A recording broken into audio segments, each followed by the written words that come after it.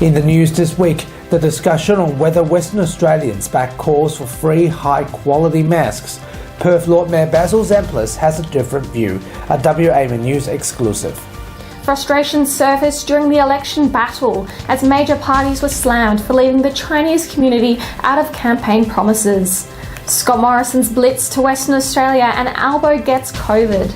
Peter Kennedy's take on week 2 of the election campaign. And later, Dr. Andrew Miller's comment. This is The Evening News with Ivan Loom and Maliva Thorne.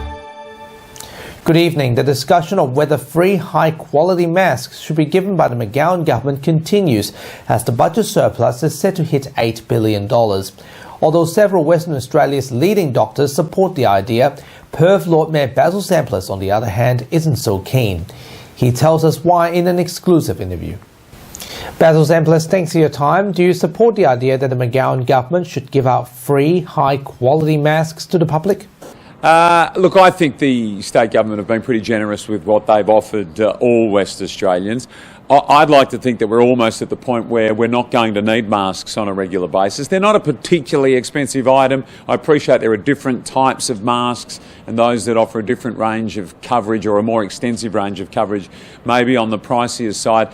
But to be perfectly frank, I'd like to think that we're not far away from saying goodbye to masks, full stop. So of all of the priorities that the state government may have or could have or should have, I'm not sure that giving out free masks is necessarily one of them at this point of time. So you don't believe that giving out free masks is needed at this point? I don't believe so. I don't see the evidence that that would make any significant difference in any way, shape or form. I think the masks themselves are affordable. Of all of the things that could help us through this period, I don't believe free masks should be or needs to be high on the priority list. I don't know anybody that doesn't have a mask. I think they've got multiple masks. I think they know where to get them. I think there's plenty of supply. I don't think prices have been unduly inflated. So of all of the priorities around this, I don't believe that is one.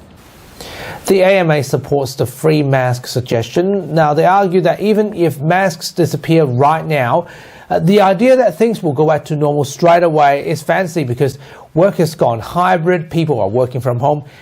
What's your take? Well, I'm not sure that that's the AMA's space to be telling workers or those around the CBD what is going to happen to office work, to the rhythm of the city and to the numbers of people coming into the city. What I would say is, from all of the people that I've spoken to, including large employers, and asked them for the direction that they will be giving their staff once the restrictions are lifted and the mask mandates for work in the CBD, for example, are lifted, what will the strategy be there? And all of them have indicated to me that their staff will be invited or instructed, depending on the style of management at their organisation, to come back to work. And that, for me, is very reassuring. So to be absolutely clear, I am supremely confident that the CBD will return to something not far off what we knew it to be. I appreciate that there may be a different rhythm to the city, that where people were working 5 days a week in the CBD, that may be 4 or 3.5 days a week. But unlike some, I'm not pessimistic at all. I do not consider the days of people that coming to work in the CBD, working behind desks, coming into our larger office towers, to be a thing of the past. I'm very confident that we're going to see big numbers return. And I say that because Melbourne, a city that had its workers largely at home for 18 months in lockdown, they're back already now to 60% office occupancy, and they were at home for 18 months. So compare that to the situation we've had here. I'm very, very positive about workers returning to the CBD. Just very quickly, the Anzac Day dawn service will be limited to 500 people this year. Your thoughts? Anzac Day and the 500 people restriction, the invite-only function, is slightly disappointing, but I accept. It's the RSL's job to run that event. They run that as they see fit. Would we like everybody to be able to go and honour the Anzacs with the dawn service? Yes, of course we would. I appreciate they had considerations. They had to lock in a lot of the infrastructure around the event, a significant lead time out from the event, so that's their call to make. What I'm very pleased about is that the Anzac Day March, the traditional march, is back on. People will be able to come and honour those that have fought for our country, or family members who have been involved will be able to come to the CBD, and that's quite fabulous. And we're excited to welcome people back into the city on Anzac Day for what is a great tradition of our country and our city. Basil Zempilas, thanks for your time. You're welcome, no problem. WA's oldest Chinese organisation has slammed the Liberal and Labor parties after the Chinese community was left out of federal election campaign promises. The Changhua Association says their ignored applications for funding have left the Chinese community feeling neglected, but they aren't the only ethnic community organisation missing out. Nelson Liu with this exclusive report. Unhappy, dumbfounded. A Chinese community left feeling neglected by the major political parties, calling for their vote this federal election.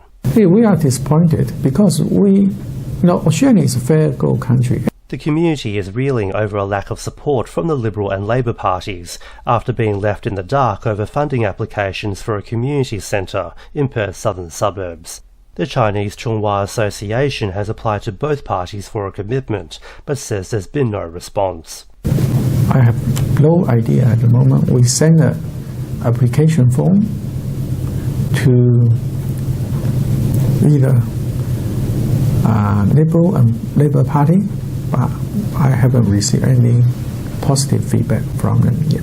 WA's oldest Chinese organisation says Chinese people in Australia have supported the country, but aren't being backed in return. We also celebrate multicultural in our great state, but in the federal level, they do not consider Chinese a part of the community, what I feel. They believe it could sway Chinese voters away from the parties on polling day. WA's African community have also been waiting for an answer. The Organisation of African Communities want funding from the parties for an African centre and youth mentoring programs. I thought by this time one of those parties should have thought about us and been able to tell us what we should be benefiting. Ethnic community leaders say commitments are beginning to be made. They expect funding for the Chinese community. Reality is that the Chinese community in particular is a very, very large community and a very significant community. They should be able to achieve some form of commitment from the parties. The Changhua Association says they just want equal treatment. Please treat Australia with Chinese heritage as Australia. Nelson Liu, WAMN News. Only the second week of the election campaign and COVID has already thrown a spanner in the works for Labor. Opposition leader Anthony Albanese contracted COVID-19, with WA Premier Mark McGowan following his lead and testing positive the next day. Happening on the back of Prime Minister Scott Morrison's trip to Western Australia and the first televised debate. It seems that even the election is not immune to COVID. Veteran political journalist and commentator Peter Kennedy has his take on week 2 of the election campaign. This past week's Prime Minister Scott Morrison has blitzed WA, as he has to, because the Liberals must make up ground and defend the seats that they have after their appalling, WA Liberals' appalling performance in the election last year. There's a lot of nervousness in the Liberal camp. So Mr Morrison, while he was here, was at pains to reassure West Australians that they had his support. There are promises in the defence sector for new vessels at Henderson, suggestions that there could have been more, naturally, but also when he spoke to the mining industry, that he reassured them of the importance that the mining and oil and gas industry plays in not only the WA economy but the national economy as well. The Greens leader Adam Bant, also in Perth, with a contrasting view towards the resources sector, and saying that, for instance, offshore oil and gas must pay more, that they're not paying their fair share. They've got to pay more with tax, and because they're claiming they're getting an easy ride. The point here, I guess, is that for the oil and gas sector, for the resources sector, to get production going, they have to invest billions of dollars before they start to get a return. That's the reality. And Mr. Band comes along with the politics of the warm inner glow, claiming that Australians aren't getting their fair share. And of course, with the extravagant promises that the Greens have come up with, they've got to come up with extra sources of revenue to help pay for them. There's a lot of volatility in the second week of the election campaign. We've had the first leaders debate. Will we have another one? Who has to make up the ground? It's the government that still has to make up the ground. Labor is seen to be the party which has the edge. And the interesting thing here, though, Mr Albanese to launch the Labor campaign in Perth for the first time. An extraordinary decision, really. Labor is keen to gain at least two seats in Western Australia. But I would have thought that if you're looking for states in which to make up ground, it's Queensland that perhaps Labor has to make up most ground. It has 6 of the 30 federal seats in Queensland. In Western Australia, it has 5 of the 15 seats here. So significant that he said that the launch will be in Perth, and indicating to West Australians the importance that Labor is placing on the West Australian vote after having ignored it for recent federal elections. But the emphasis seems to be changing this time round. But 2 weeks into the campaign, it is still Mr Albanese and Labor's to lose. Let's hope in the third week there's more emphasis on policy rather than personality. Peter Kennedy, WAMN News. WAMN News will broadcast the Anzac Day Dawn service from Kings Park at 6 a.m. via our social media page on Monday. It comes after Western Australia's main Anzac Day Dawn service will be limited to invitation only due to COVID-19 restrictions. Members of the public are encouraged to participate in the Anzac Day Dawn service on their driveways instead. The Return Service League WA says there will be no additional lighting, infrastructure or public transport to support public participation.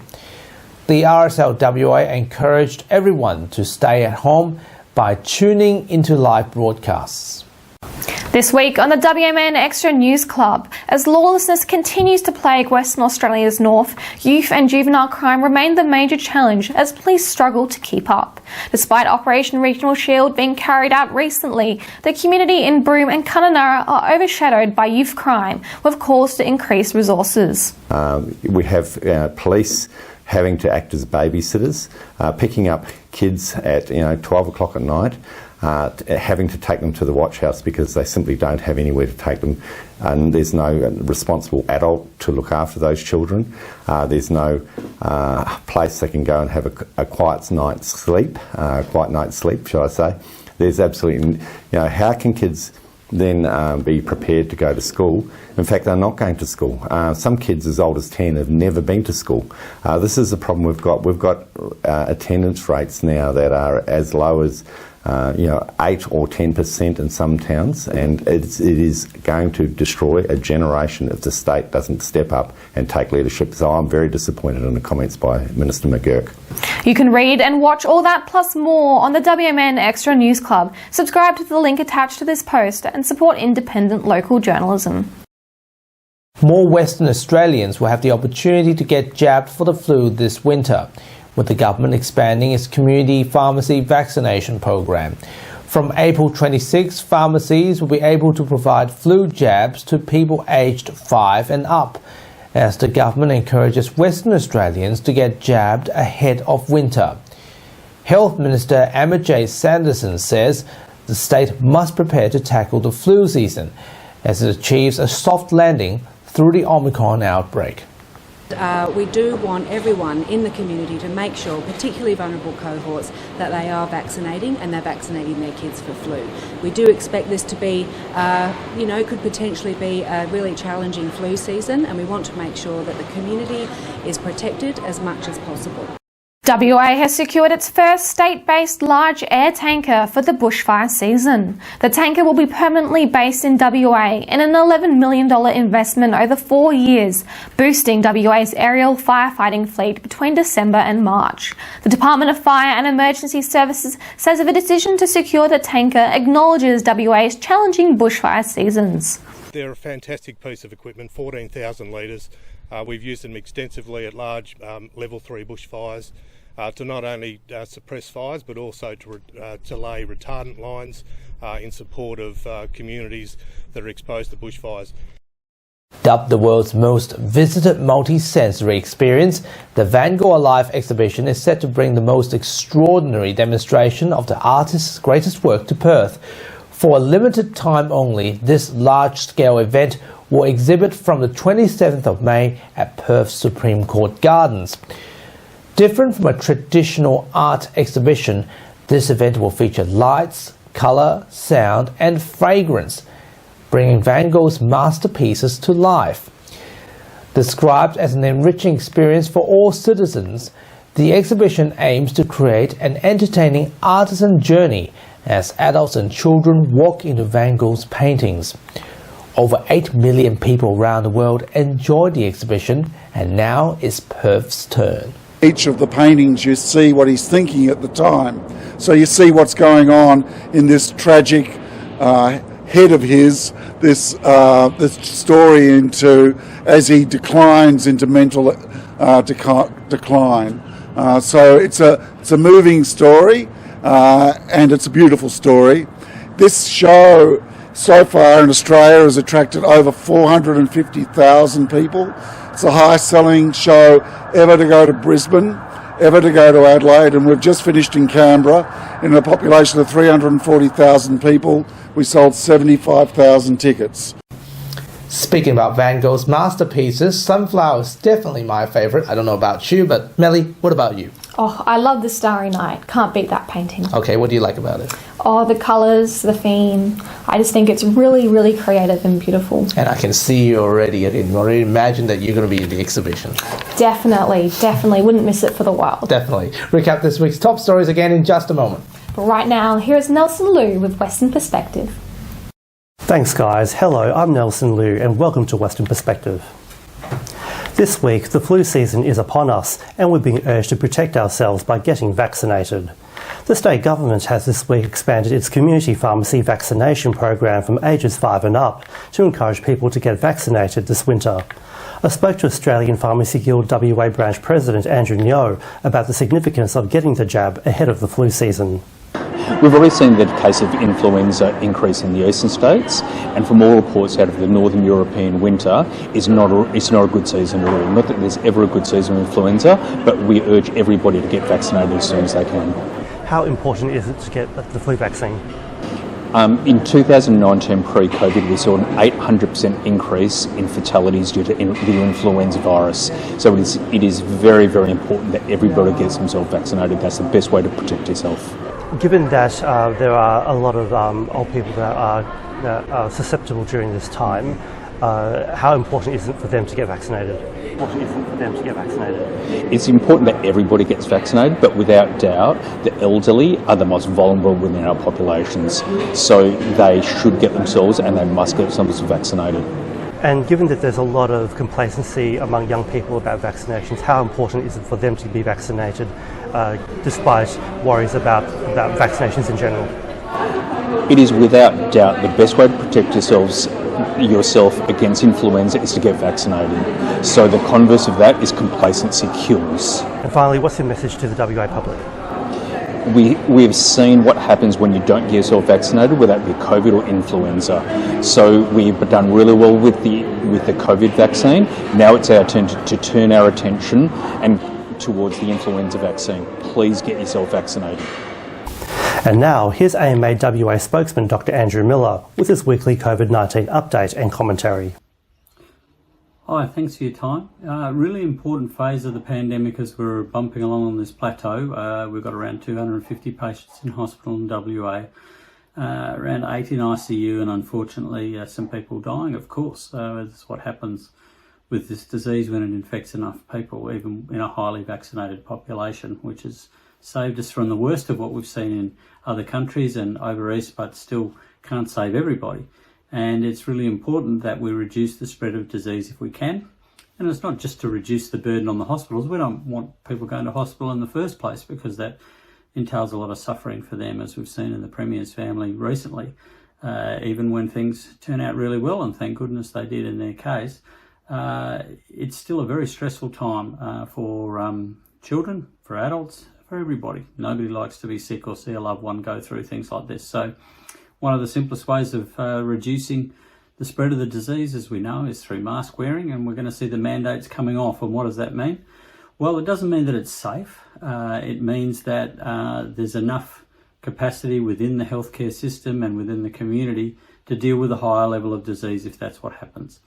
Now, this is not just a one and done problem, this disease. It's not like you get it, you get away with it, and then you're going to be fine. There are problems associated with getting it, including long COVID is a possibility, as well as increased risk of other diseases over time.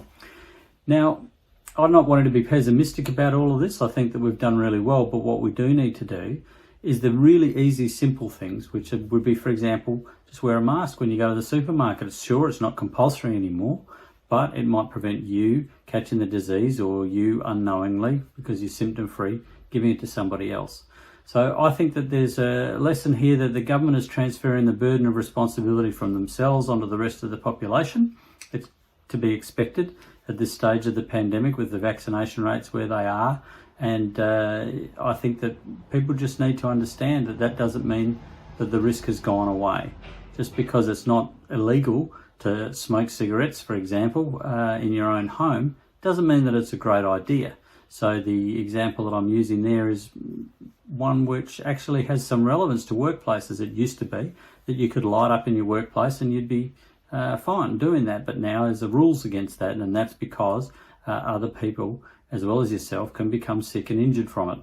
And that's why I would say that if you're in a situation where you can avoid the illness or the possible complications of COVID by simply wearing a mask and by having clean air wherever you are, filtering the air if you need to, windows open if you can, then it's good for your health, good for your family's health. Thanks very much for your time. Stay safe. And that's WP for this week. We'll be back again next time, but for now, it's back to you, Ivan and Melly. Thank you. Thanks, Nelson. And here is Leo with what's coming up on 6 News tonight. Thanks, guys. Today on 6 News, the nation approaches the halfway point of the election campaign with the opposition leader in isolation. We'll update a list of candidate resignations and disendorsements. Plus, Anzac Day set to be marked with the return of traditional commemorative services and marches as restrictions ease, but there will be varying COVID protocols depending on where you live. And a 6 News exclusive, we speak to the person who confronted the Prime Minister over climate change, who says she just wanted to ask him about her concerns as Scott Morrison is accused of running away from his responsibilities. You can see full details on those stories and plenty more by heading to our YouTube channel. Just search 6 News Australia to find us, or head to our website 6newsau.com. For now, guys, it's back to you.